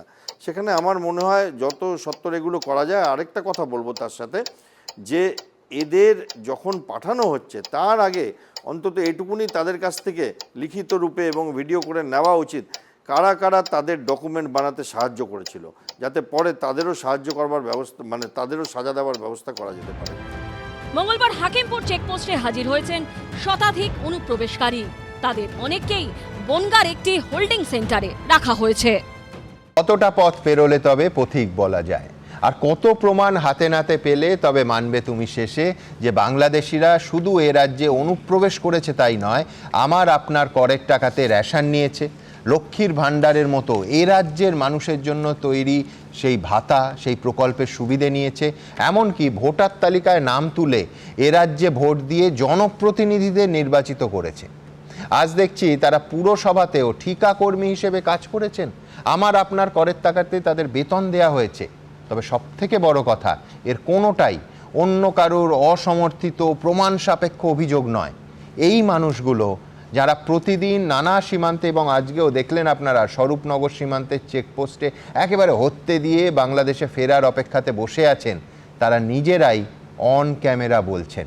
সেদিক থেকে অবশ্য তাদের এই সারল্যকে কুর্নিশ জানাতে হয়। তবে আবার বলছি, দ্য ফ্যাক্ট রিমেন্স, এসআইআর চোখে আঙুল দিয়ে দেখিয়ে দিচ্ছে বিএসএফ আর রাজ্য প্রশাসনের কল্যাণে দিনের পর দিন কিভাবে সীমান্ত পেরিয়ে আসা অনুপ্রবেশকারীরা এ রাজ্যের জন অরণ্যে মিশে গেছেন। এসআইআর না হলে আমরা জানতেই পারতাম না সত্যি সত্যি এত অনুপ্রবেশকারী আমাদের রাজ্যে প্রবেশ করছে। সীমান্ত, আরেকটা কথা কোনো রাজনৈতিক দল বলেছেন যে সীমান্তে নজর দিন, দেশের সমস্যা আপনি দেখুন, সীমান্তে নজর দিন। আমি তাদের বলবো যে পশ্চিমবঙ্গ এবং বাংলাদেশের সীমান্তটা কি দেশের সীমান্ত নয়? পশ্চিমবঙ্গ এবং বাংলাদেশের সীমান্ত আসলে ভারতের সীমান্ত। কাজেই এই ভারতের সীমান্তে নজরটা দিতেই হবে। অনুপ্রবেশকারী এক্ষুনি চিহ্নিত করে তাড়ানোর এই যে পন্থা শুরু হয়েছে, এতে প্রকারান্তরে আমরা দেশবাসী বাঁচবো। সীমান্তে নজর তো দিতেই হবে, তার কারণ এই সীমান্তে নজর না দিলে সাঁতরাডিরা আসবে, আর পেহেলগাঁও সীমান্তে ওখান থেকে মারাত্মক জঙ্গিরা অস্ত্র হাটেও চলে আসতে পারে, কোনো সন্দেহ নেই সেটা নিয়ে। কিন্তু যেটা নিয়ে প্রশ্ন আছে ফিরে আসা। এত সহজে মাত্র 5 থেকে 8 হাজার টাকা দালালকে দিয়ে সীমান্ত পারাপার করে যারা ওদিক থেকে ও দেশ থেকে এ দেশে এসে পড়েছেন, তারা আবার পরশুদিন, আজকে ফিরে গিয়ে পরশুদিন ফিরে আসবেন না তো? এই প্রশ্ন, এই সম্ভাবনাও কিন্তু অবশ্যই থাকছে। আমরা যেটা খুব পরিষ্কারভাবে বলছি যে বাংলাদেশকে সীমান্ত ঘিরে পশ্চিমবঙ্গ যেরকম আছে, মেঘালয় আছে, অসম আছে, ত্রিপুরা আছে, মিজোরাম আছে। ওই যে আপনি বলছিলেন না অনুপ্রবেশকারী, আমি স্বরূপনগর নিয়েও কথা উঠেছে। আমি বলছি না, ওনারাই বলছেন। বিজেপি পার্টির পঞ্চায়েত সদস্য বাংলাদেশের ভোটার লিস্টে নাম আছে, আলাদা প্রতিবেদন দেখাবো, ভারতবর্ষের ভোটার লিস্টে নাম আছে। আমি কতগুলো নাম বলছি। বনগাঁ দক্ষিণের এমএলএ স্বপন মজুমদার, তার বিরুদ্ধে বাংলাদেশের নাগরিক হওয়ার অভিযোগ আছে। হরিণঘাটার অসীম সরকার, তার বিরুদ্ধে অভিযোগ আছে। আপনি কোচবিহারের নিশীথ প্রামাণিক, তার বিরুদ্ধে, তিনি আবার ডেপুটি মিনিস্টার ছিলেন অমিত শাহ দপ্তরে, তার বিরুদ্ধেও অনুপ্রবেশকারী হিসাবে সেখানে অভিযোগ আছে। সুতরাং আপনি আজকে যে মানুষগুলোকে দেখাচ্ছেন ভোটার লিস্টে নাম আছে, অনুপ্রবেশ হয়েছে, বর্ডারের দায়িত্বে কে ছিলেন? অমিত শাহ এত যে হুঙ্কার দিচ্ছেন, গত 11 বছর ধরে উনি সরকারে আছেন, ওনার পার্টি সরকারে আছে, উনি মন্ত্রী আছেন, ওনার দলের মন্ত্রীরা আছে, তারা বর্ডারকে রক্ষা করতে পারলো না। সেই দায়িত্ব অমিত শাহ নিজে নেবেন না, নিজে দায়িত্ব স্বীকার করবেন না, দায়িত্ব নেবেন না। একদম আমি একমত, নিতেই হবে। কিন্তু আমি পাশাপাশি আমাদের এই রাজ্যে ধরুন একজন বাংলাদেশ থেকে এসে বিজেপির জনপ্রতিনিধি হয়ে গেছেন, পুলিশ প্রশাসন কিচ্ছু করেনি, কেন করেনি? এটা তো নিশ্চয়ই আমি আপনার সঙ্গে একমত হয়ে এই প্রশ্ন তুলছি, কেন করেনি? বিজেপি পার্টি যে অনুপ্রবেশকে ওরা ওদের গভর্নমেন্ট থাকা অবস্থায় আটকাতে পারেনি, এটা ওরা দায়িত্বটা স্বীকার করা উচিত। অনিচ্ছাকৃতভাবেও কিছু ডেটা বা তথ্য নিয়ে আলোচনা সেই করতেই হবে, এবং বিশ্বনাথ দার ভাষায় সেখানে সেই মেজরিটি মাইনরিটি আসবে। আমি জাস্ট কয়েকটা তথ্য দিচ্ছি। 1951-এর সেন্সাস মাইনরিটি পপুলেশন পার্সেন্টেজ হচ্ছে 19%। তারপরেরগুলো আমি যাচ্ছি না, বেশ কয়েকটা বছর পেরিয়ে গেলাম। 1991 সেন্সাস মাইনরিটি পপুলেশন হচ্ছে 19.5%। অর্থাৎ 1951 থেকে 1991 40 বছর পেরিয়ে গেল, 19 থেকে 19.5 হলো। সোজা চলে যাচ্ছি এরপর তারপরের 10 বছরে 2001 সালের সেন্সাস মাইনরিটি পপুলেশন এক ধাক্কায় 10 বছরে 25.2% মাইনরিটি পপুলেশন। 2011 সেন্সাসে 28% হচ্ছে মাইনরিটি পপুলেশন। 1971 অপারেশন সার্চলাইটের পর আনুমানিক 1.5 কোটি পূর্ববঙ্গ থেকে মানুষ আসেন ভারতবর্ষে, এই নিয়ে কোনো সন্দেহ নেই, এবং মেজরিটি তার মধ্যে হচ্ছেন হিন্দু জনসংখ্যা। অর্থাৎ একটা ম্যাসিভ হিন্দু ইনফ্লাক্স পশ্চিমবঙ্গের মধ্যে ঢুকে গেল। তাহলে সিম্পল স্ট্যাটিস্টিক শুভময়দা আছেন, বলতে পারবেন যেখানে হিন্দু জনসংখ্যা যখন বেড়ে যাচ্ছে, তাহলে সেই অংশে মাইনরিটি পপুলেশন পার্সেন্টেজ হিসেব মতন কমে আসার কথা। আমি অপর দিকে চলে যাচ্ছি বাংলাদেশের পূর্ব পাকিস্তান তৎকালীন খুলনা জেলাতে, যেখানে দাঁড়িয়ে হচ্ছে আপনার 55% হিন্দু পপুলেশন এবং 45% মুসলিম পপুলেশন। পোস্ট পার্টিশন ইস্ট পাকিস্তানে আজকে দাঁড়িয়ে সেই খুলনাতে হচ্ছে 20% হিন্দু পপুলেশন এবং 80% মুসলিম পপুলেশন। অর্থাৎ একমাত্র হিন্দু মেজরিটি, মানে অন্য আরেকটি হিন্দু মেজরিটি জেলার মধ্যে পুরো হিন্দু সেই ইনফ্লাক্সটা ভারতবর্ষে চলে এসেছে। তাহলে পরে, এবং তার কন্ট্রারি মুর্শিদাবাদ, যেটা দাঁড়িয়েছিল 52% মাইনরিটি এবং 48% হিন্দু পপুলেশন 1951 এর সেন্সাসে, সেটা আজকে দাঁড়াচ্ছে 70% মাইনরিটি এবং 30% হচ্ছে হিন্দু পপুলেশন। অনুপ্রবেশ আটকাতে এবং অনুপ্রবেশকারীদের হঠাতে অল আউট অ্যাকশনে নেমেছে নতুন সরকার। Plan 3D, detect, delete, deport. আইনটা এতদিন ছিল ভোট ব্যাংকের স্বার্থে কেউ বা কারা ব্যবহার করেনি। আমরা ভোট ব্যাংকের বাইরে গিয়ে দেশের স্বার্থে, রাজ্যের স্বার্থে এই আইন কার্যকর করছি। একে দামাদ হয় এ লোক। জলদি জলদি ভাগো, জলদি জলদি ভাগো, নেই তো जो करना है सरकार करेगा। ইতিমধ্যেই স্বরাষ্ট্র দফতরের তরফে নির্দেশ দেওয়া হয়েছে আটক বিদেশি নাগরিক বা ডিপোর্টেশনের অপেক্ষায় মুক্তিপ্রাপ্ত বিদেশি নাগরিকদের জন্য জেলায় জেলায় হোল্ডিং সেন্টার তৈরি করতে। সোমবার মালদার ছবি সামনে এসেছিল, আর মঙ্গলবার মুর্শিদাবাদেও তৈরি করা হলো হোল্ডিং সেন্টার। লালগোলায় খোলা এই হোল্ডিং সেন্টারে ইতিমধ্যে রাখা হয়েছে 5 জন বাংলাদেশি নাগরিককে। লালগোলা থানার বাহাদুরপুর গ্রাম পঞ্চায়েত এলাকায় রয়েছে পদ্মা ফিশারম্যান কোঅপারেটিভ সোসাইটির ভবন। এই বিল্ডিংয়ের 3 তলায় তৈরি করা হয়েছে হোল্ডিং সেন্টার। ব্যবস্থা করা হয়েছে কড়া নিরাপত্তারও। আমরা বলে দিয়েছি যে বাংলাদেশের অবৈধ অনুপ্রবেশকারী তাদেরকে কোর্টে পাঠানোর কোনো দরকার নেই, আইনে নেই। সরাসরি পুলিশ নেবে এবং বিএসএফের হাতে হ্যান্ডওভার করবে। বিএসএফের যা ভারত সরকার বাংলাদেশ সরকারের সঙ্গে আছে এগ্রিমেন্ট, তাতে বাংলাদেশি প্রুফ করে হ্যান্ডওভার করে দেবে। আমাদের জেলে 3 মাস, 6 মাস, 2 বছর রেখে আপনার চাল, আপনার ডাল, আপনার তেল, আপনার মাছ, আপনার ডিম, আপনার কাপড়, আপনার মেডিসিন ওদেরকে দেব কেন? এবার বিধানসভা ভোটের প্রচারে অনুপ্রবেশ শিশুকে বড় সড়ভাবে তুলে ধরেছিল বিজেপি। যে সঠিক এসআইআর হলে গত 10-12 বছরে বাংলাদেশের মুসলমান যেভাবে ঢুকেছে, কাঁটাতারের বেড়া না থাকার ফলে, তাতে 1 কোটিরও বেশি নাম বাদ যাওয়া উচিত। ভোটে জিতে সরকার তৈরি করার পর অনুপ্রবেশকারীদের ফেরত পাঠানো নিয়ে তৎপর হয়েছেন শুভেন্দু অধিকারী। বিএসএফ তারা বিডিআর এর সঙ্গে কথা বলে তাদেরকে ডিপোর্ট করার ব্যবস্থা করবে, অর্থাৎ ডিটেক্ট, ডিলিট, এবারে ডিপোর্ট। শনিবারই স্বরাষ্ট্র এবং পার্বত্য বিষয়ক দফতরের ফরেনার্স ব্রাঞ্চের তরফে এই নির্দেশিকা সমস্ত জেলা শাসক ও পুলিশ সুপারদের পাঠানো হয়। কেন্দ্রীয় স্বরাষ্ট্র মন্ত্রকের 2রা মের চিঠির উল্লেখ করে নির্দেশিকায় বলা হয়, ভারতে অবৈধভাবে বসবাস করার জন্য ধৃত বাংলাদেশি অথবা রোহিঙ্গাদের নিজের দেশে ফেরত পাঠানোর প্রক্রিয়া সম্পর্কে চিঠিতে নির্দেশ দেওয়া হয়েছে। স্বরাষ্ট্র মন্ত্রকের নির্দেশিকা অনুযায়ী ধৃত বিদেশি নাগরিক এবং ডিপোর্টেশনের অপেক্ষায় থাকা মুক্তিপ্রাপ্ত বিদেশি বন্দীদের জন্য জেলায় জেলায় হোল্ডিং সেন্টার তৈরি করতে হবে। সেই জন্য প্রয়োজনীয় উদ্যোগ ও উপযুক্ত ব্যবস্থা গ্রহণ করা হোক। তারপরই মালদা, মুর্শিদাবাদে দেখা গেল হোল্ডিং সেন্টারের ছবি। এই যে অনুপ্রবেশ, আস্তে আস্তে ভারতবর্ষের জনবিন্যাসের পরিবর্তন করে দেওয়া। ভারতের সীমান্তবর্তী একটি রাজ্য, ভারত বাংলাদেশ সীমান্তে পশ্চিমবঙ্গ, বাংলায় কথা বলেন দুদিকেরই মানুষ। তারই সুবিধে নিয়ে একটু একটু করে ধর্মের ভিত্তিতে দেশটাকে ভাগ করলেন, জমি বেশি নিয়ে নিলেন। 2/3 অংশ জমি চলে গেল পূর্ব পাকিস্তানে, পশ্চিমবঙ্গে রইল 1/3 অংশ জমি। শুধু জমি নিয়েই ক্ষান্ত হলেন না, মুসলমান পূর্ব পাকিস্তানে বা মুসলমান পাকিস্তানে হিন্দুদের থাকার কোনো রাইট নেই, অধিকার নেই, সেই জন্য তাড়িয়ে দিলেন। এক কাপড়ে ওপার বাংলা থেকে শুধু ধর্ম বাঁচানোর জন্য সবাই পালিয়ে এলেন হিন্দুরা। উদ্বাস্তু ঢল নামলো। RRD বলে একটা ডিপার্টমেন্ট তৈরি হয়ে গেল, রিফিউজি রিহ্যাবিলিটেশন ডিপার্টমেন্ট।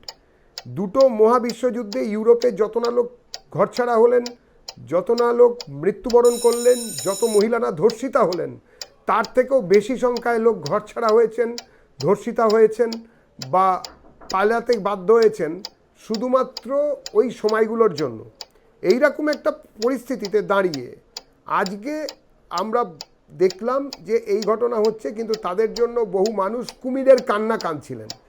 এই কুমিরের কান্না যখন কাঁদতে রইলেন এবং বিভিন্ন ক্ষেত্রে যখন এই ধরনের কথাবার্তা বলছেন, আজকে তাদের ওখানে দাঁড় করান যারা এতদিন ধরে সেকুলারিজমের দোকানদারি চালাচ্ছিলেন, যারা জেনে বুঝে শুধুমাত্র ভোট ব্যাংকের রাজনীতি করার জন্য ওপার বাংলা বা বাংলাদেশ থেকে মুসলিম অনুপ্রবেশকারীদের এপারে জায়গা শুধু দিচ্ছিলেন না, রুটি রুজির ব্যবস্থা করে দিচ্ছিলেন, যারা ঘুরিয়ে এপার বাংলার সাধারণ বাঙালিকে বিভিন্নভাবে অত্যাচারিত হতে দিচ্ছিলেন ওপার বাংলার মুসলমান অনুপ্রবেশকারীদের দ্বারা, এবং তার সঙ্গে শিক্ষা, স্বাস্থ্য, কর্মসংস্থানের অধিকার, ঘরের লক্ষ্মীর মান এবং ক্ষেতের ধান সব কিছু লুট হয়ে যাচ্ছিল এই অনুপ্রবেশকারীদের দ্বারা। আমরা তার উল্টো দিকে ঘোষণা করেছি, কোনো লুকোচুরি নয়। বিজেপি 80-র দশক থেকে বলে এসেছে অনুপ্রবেশ বিনা যুদ্ধে ভারত দখলের চক্রান্ত। আজকে বিজেপির সরকার আছে পশ্চিমবাংলায়, ডিটেক্ট, ডিলিট এবং ডিপোর্ট। আমরা এই ব্যবস্থায় বিশ্বাস করি, বিশ্বাস রাখি। আমরা মনে করি যে পশ্চিমবঙ্গ কোনো ধর্মশালা নয়, এখানে এলেই ঢুকে পড়া যায় না। বাংলাদেশি অনুপ্রবেশকারী মুসলমান এবং রোহিঙ্গা মুসলমানদের খুঁজে বার করা হবে, তাদের সমস্ত ভারতীয় নথিতে থেকে নাম কেটে দেওয়া হবে এবং তাদেরকে তাদের রাষ্ট্রে ফেরত দিয়ে দেওয়া হবে। তারা কোথায় থাকবেন, কিভাবে থাকবেন, তাদের দায়িত্ব। এই দায়িত্ব পশ্চিমবঙ্গের বাঙালি নেবে না। দেখুন, এটা কেন্দ্রীয় সরকার MHA সার্কুলার অনুযায়ী রাজ্য সরকার এই সিদ্ধান্ত নিয়েছে। যেহেতু এটা মন্ত্রিসভার বৈঠকে গৃহীত সিদ্ধান্ত এবং এই সিদ্ধান্তটার মধ্যে একেবারে যে সদর্থক বার্তা নেই সেটাও নয়, কারণ এটা তো সত্যি কথাই যে বিদেশি রাষ্ট্রের নাগরিক তারা ভারতবর্ষের মধ্যে ঢুকে নির্বাচনী প্রক্রিয়ায় অংশগ্রহণ করবেন, ভোটাধিকার প্রয়োগ করবেন বা এ রাজ্যের প্রকল্পের বেনিফিট পাবেন, এটা কাঙ্ক্ষিত কখনোই হতে পারে না। অন্য রাষ্ট্রের মানুষ তারা আমাদের রাষ্ট্রে ঢুকে তারা কেন সেই ফেসিলিটি, সেই সুবিধা এনজয় করবেন, এই নিয়ে আগেও প্রশ্ন ছিল। কিন্তু পার্থক্যটা কোথায় ছিল? পার্থক্যটা ছিল দুটো সরকারের অ্যাপ্রোচের মধ্যে। আগের সরকার প্রিন্সিপালি এই ডিটেনশন ক্যাম্পের বিরোধিতা করেছিলেন। তার পিছনেও একটা যুক্তিগ্রাহ্য কারণ ছিল যে এই ধরনের ক্যাম্প বা ডিটেনশন করে রাখাটা কোথাও একটা হিউম্যানিটেরিয়ান গ্রাউন্ডে, কোথাও একটা মানবিকতার নিদর্শন ঠিক হচ্ছে কিনা সেই নিয়ে আগের পূর্বতন সরকারে আমাদের পক্ষ থেকে নিশ্চয়ই বক্তব্য ছিল। কিন্তু অন কন্ট্রারি এই সরকারের যে যুক্তি সেটাও তো একেবারে উপেক্ষা করে দেওয়ার মতো নয়, কারণ আমরা দেখেছি যে স্বরূপনগর সীমান্ত বা উত্তর 24 পরগনা লাগোয়া বেশ কিছু সীমান্তে ইতিমধ্যেই কিছু বাংলাদেশি তারা আইডেন্টিফাইড হয়েছে। কোনো বহির্রাষ্ট্রের ব্যক্তি সে যেরকম আমাদের রাষ্ট্রের কোনো সুবিধা পেতে পারে না, একইভাবে আমাদের ভোটার তালিকায় নাম তুলতে পারে না, একইভাবে নির্বাচন প্রক্রিয়াতেও অংশগ্রহণ করতে পারে না। কিন্তু এর মধ্যে আমাদের যে পশ্চিমবঙ্গের নতুন সরকার রয়েছে, মুখ্যমন্ত্রী মানুষের ভোটে নির্বাচিত হয়ে শুভেন্দু অধিকারী তারা মুখ্যমন্ত্রী নির্বাচিত করেছেন। নতুন সরকারের কাছে প্রত্যাশা অনেক বেশি থাকে, খুব স্বাভাবিকভাবেই যে সরকারই ক্ষমতায় আসুক। আমার মাননীয় মুখ্যমন্ত্রীর কাছে নিশ্চিতভাবে এই আবেদন থাকবে যে যারা প্রকৃত অনুপ্রবেশকারী তাদেরকে নিশ্চিতভাবে পুশব্যাক করা হোক, কিন্তু সেই পুশব্যাকের মাধ্যমে যেন কোনো বৈধ নাগরিক তিনি যেন লাঞ্ছনার শিকার না হন, ধর্মের ভিত্তিতে যেন কোনো মানুষ নিপীড়নের শিকার না হন, যেন আর কোনো সোনালী খাতুনের মতো বৈধ ভারতীয় নাগরিককে বাংলাদেশে চলে যেতে না হয়। নিশ্চিতভাবে এই দিকটাও বর্তমান সরকার সেটা এনশিওর করবেন। যদি সেটা করতে পারেন তাহলেই কিন্তু এই পদ্ধতি যেটা তারা ইমপ্লিমেন্ট করতে চাইছেন সেটার পূর্ণাঙ্গভাবে সঠিকভাবে রূপায়ণ হবে। কিন্তু মাথায় রাখতে হবে যে আইন যে কথা বলে যে 10 জনের মধ্যে যদি 9 জন অপরাধীও ছাড়া পেয়ে যায়, একজন বেকসুর, একজন নিরপরাধীও যেন শাস্তি না পায়। আশা করব নতুন সরকার সেটা মাথায় রাখবেন যে একজন কোনো বৈধ সোনালী খাতুন তিনিও যেন বাংলাদেশে বলপূর্বক চলে যেতে বাধ্য না হন ভারতের বাসিন্দা হওয়ার পরও, সেটাও যেরকম এনশিওর থাকবে। তার সাথে সাথে নিশ্চিতভাবে এই ডিটেনশন বা হোল্ডিং সেন্টার তাতে যদি প্রকৃত বাংলাদেশের কোনো নাগরিক থাকে তার জায়গা যেন বাংলাদেশেই হয়। ভারতবর্ষের অন্ন, ভারতবর্ষের প্রকল্প সেটা যেন বাংলাদেশের বৈধ নাগরিক ভারতবর্ষে এসে ওই কারাতর ভাত খেয়ে নেয় সাবধান সামাল সামাল, সেই জায়গায় যেন পর্যবসিত না হয়। সেই দিকে নিশ্চিতভাবে সরকার দৃষ্টি রাখবেন, সতর্ক রাখবেন। এইটুকু আশা আমরা নিশ্চয়ই এ রাজ্যের বাসিন্দা হিসেবে করতেই পারি। এরই মধ্যে মুর্শিদাবাদের ভগবানগোলায় বাংলাদেশি অনুপ্রবেশকারী সন্দেহে 4 জনকে গ্রেপ্তার করল পুলিশ। মুর্শিদাবাদ জেলা পুলিশ সূত্রে খবর, সোমবার রাতে নাকা চেকিং এর সময় 4 জনকে গ্রেপ্তার করা হয়। পুলিশ সূত্রে খবর, ধৃতরা বৈধ নথি দেখাতে না পারায় তাদের গ্রেপ্তার করা হয়। অন্যদিকে মুর্শিদাবাদের জলঙ্গিতেও বাংলাদেশি সন্দেহে গ্রেপ্তার করা হয় 7 জনকে। পুলিশ সূত্রে খবর, বাংলাদেশ সীমান্তবর্তী জলঙ্গি থানার বিদুপুর এলাকা থেকে তাদের গ্রেপ্তার করা হয়। ধৃতরা প্রত্যেকেই বাংলাদেশের কুষ্টিয়া জেলার বাসিন্দা বলে পুলিশ সূত্রে খবর। ধৃতদের পাঠানো হয়েছে লালগোলার পদ্মা ভবনের হোল্ডিং সেন্টারে। অন্যদিকে এদিনই নদিয়ার পলাশীপাড়া থেকে বাংলাদেশি সন্দেহে এক যুবককে গ্রেপ্তার করে পুলিশ। পুলিশ সূত্রে খবর, ধৃত যুবকের নাম মোহাম্মদ তহিদুল ইসলাম, বাংলাদেশের মেহেরপুরের সিংহতি পশ্চিম পাড়ার বাসিন্দা। বছর খানেক আগে থেকে এ রাজ্যের নদিয়ার পলাশীপাড়ায় বারুইপাড়ায় এক আত্মীয়ের বাড়িতে থাকতেন ওই যুবক। পুলিশ সূত্রে খবর, এদেশে এসে নাম বদলে সুমন শেখ নামে পরিচয়পত্র তৈরি করেন ওই ব্যক্তি। গোপন সূত্রে খবর পেয়ে তল্লাশি চালিয়ে অভিযুক্তকে গ্রেপ্তার করে পলাশীপাড়া থানার পুলিশ।